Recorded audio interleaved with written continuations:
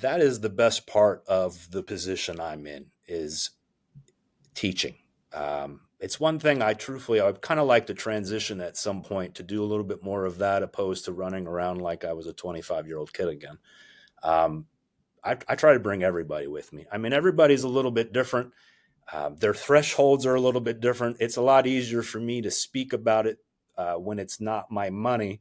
But that's why you kind of have to build that relationship so they understand that what I'm telling them is from learning with my money. It's not just me with a sales pitch. I will never tell anybody to do something that I wouldn't jump in head first on. Um, there's risks. I mean, owning real estate sucks sometimes. The liabilities, the costs, the things you don't plan on, having to fix things, tenants who get pissed off at the most minute things, like it'll spin you around if you let it. So it's just like anything else you're doing. I mean, you just got to have that right mentality and move forward and just Knowing what you know today, Scott, if you were to go back and talk to your younger self getting into real estate, what advice would you give? I would tell myself to do the uncomfortable every time. I've learned lots of things about making money, losing money, giving money away I didn't want to give away.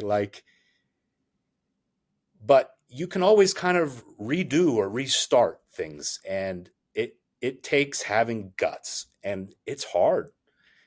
And you got so much outside noise, and even today, I mean, it's a lot different from when I was starting because of the internet and social media. Like, that didn't exist.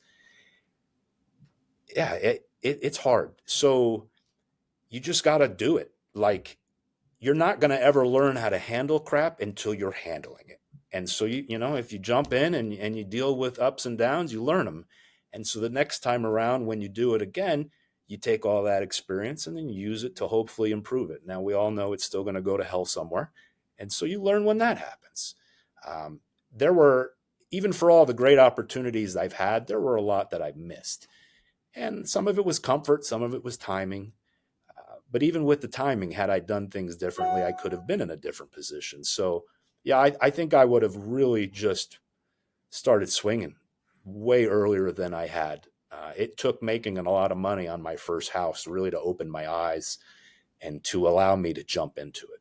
It kind of started where people would ask me who the hell I was when I started.